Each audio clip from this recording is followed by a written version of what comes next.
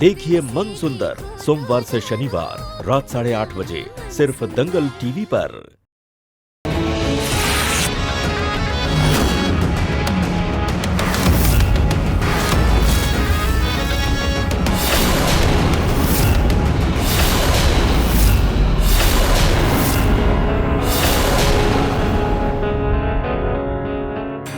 देखा तुम लोगों ने, जिसे बचपन से लेकर आज तक कुछ नहीं मिला उसे कुछ नहीं चाहिए, और तुम लोग बचपन से लेकर आज तक किसी भी चीज की कोई कमी नहीं की हमने, और आज ऐसे झगड़ रहे हो।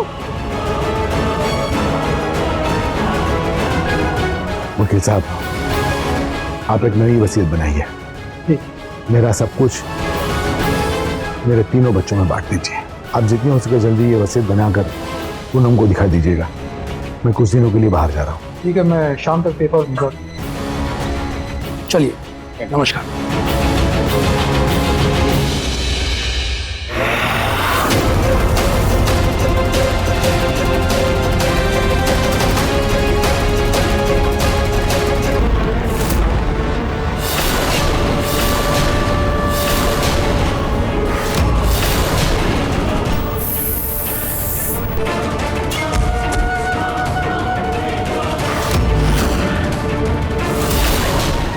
तुम्हारे गायब होते ही सब तुम्हें ढूंढने लग जाएंगे और कागजों को भूल जाएंगे।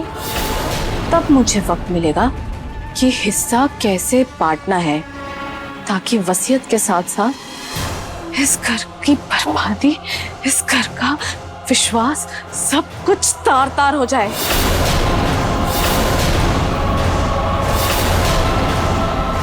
इससे पहले कि कोई देख ले, इसको छुपाना होगा।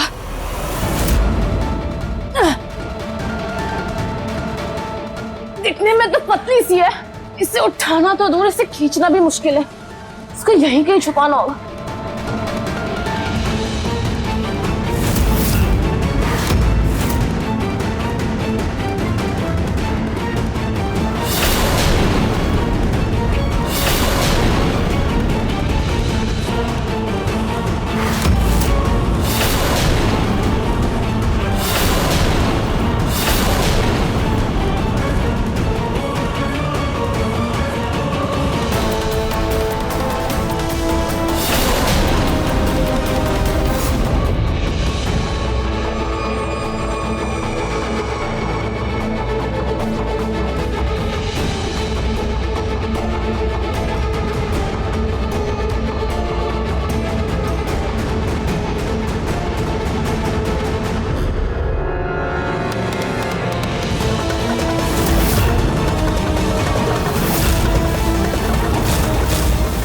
सिन्या क्या कर रही है? अरे दादी, वो मैं गमलों में पानी डालने आई थी।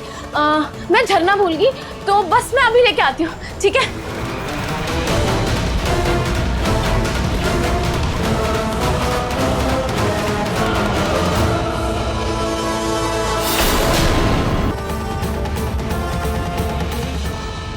मुझे ऐसा लग रहा है जैसे रुचिता किसी मुसीबत में है।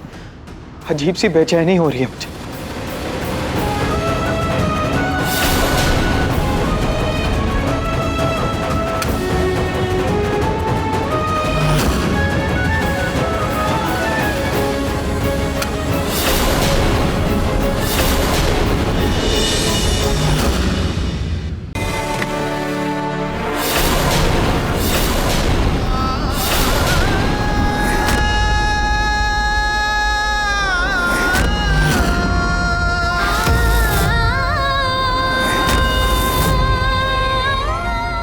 रुचिता,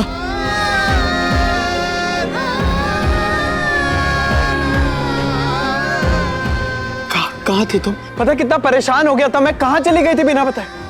अगर बताऊंगी कि पत्तों के ढेर में थी तो निहार जी ऑलरेडी इतनी टेंशन में और टेंशन में आ जाएंगे। वो निहार जी मुझे अचानक से चक्कर आ गए थे, और जहाँ पे बैठी थी मैं वहीं पे आंख लग गई थी मेरी। मैं तो डर ही गया था। पता नहीं, मुझे ऐसा लग रहा था जैसे मैं तुम्हें हमेशा हमेशा के लिए खो चुका हूँ।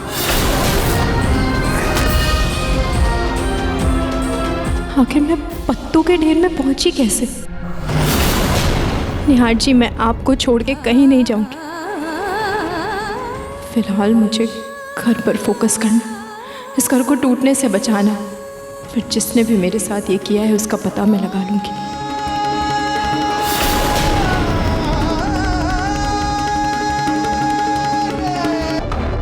हाँ निहार, तुम दोनों को कहीं जाने की जरूरत नहीं है। बच्चों के अलग होने से तो अच्छा है ना कि घर अलग हो जाए।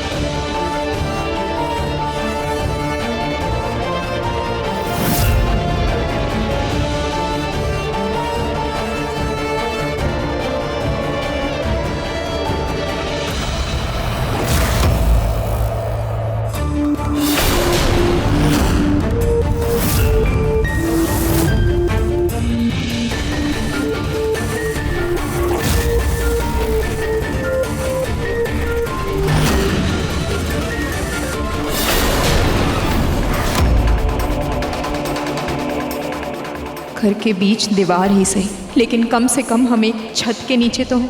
मेरे लिए यही बहुत है। थैंक यू खाटू जी। अब देखिएगा, मैं अपनी जी जान लगा दूंगी मगर इस दीवार को तोड़कर दोनों भाइयों के बीच की दरार भर कर रहूंगी। इन रिश्तों में आई दरार को जोड़ कर रहूंगी मैं।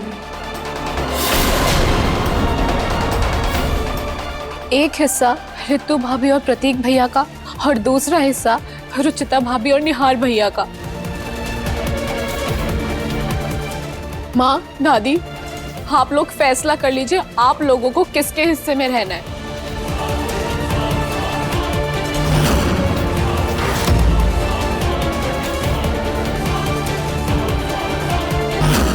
परिवार की फोटो फ्रेम तो तुमने बदल दी रुचिता,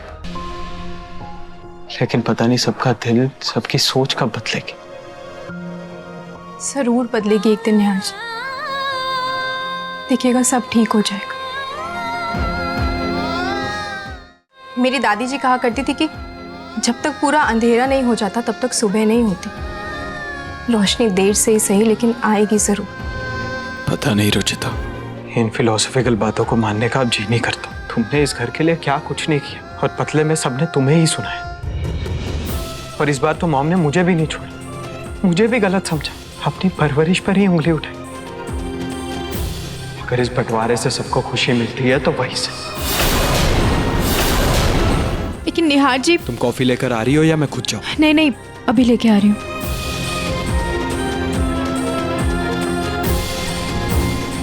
निहार जी, आप जो भी कहो, पर मुझे यकीन है कि मैं अपने परिवार को फिर से जोड़ दूंगी।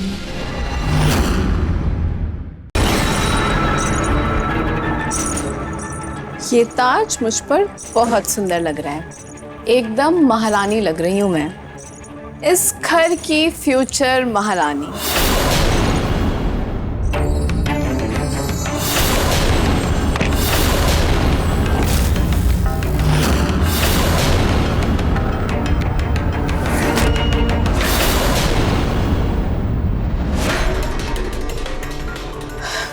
बेचारे निहार भैया, कल उन्होंने क्या क्या किया नशे में, उनको इसका अंदाजा तक नहीं है।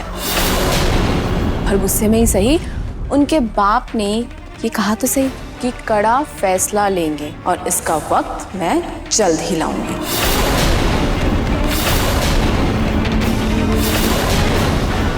क्या? हाँ। रुचिता, पापा को कितना बुरा लगा होगा। उन्हें जैसा ठीक लगे वो कर सकते हैं, क्योंकि मुझसे बहुत बड़ी गलती हो गई। पर मैंने जब शराब पी नहीं थी तो मुझे नशा कैसे हुआ? वही तो मुझे भी समझ नहीं आ रहा निहार जी, क्योंकि ऐसी चीजें बार बार हो रही है और ये कोई इत्तेफाक नहीं हो सकता। इत्तेफाक हो या कुछ और, मुझे उससे फर्क नहीं पड़ता। बस मेरे लिए सबसे ज्यादा जरूरी है इस वक्त पापा से माफी मांग। रुचिता, मैं ये बंटवारा मंजूर कर सकता हूँ, मुझे घर से निकाल दे चलेगा, लेकिन पापा की नाराजगी मैं बर्दाश्त नहीं कर सकता। मुझे पता करना ही होगा। और पता नहीं क्यों मेरा शक प्रीति की ओर ही जा रहा है।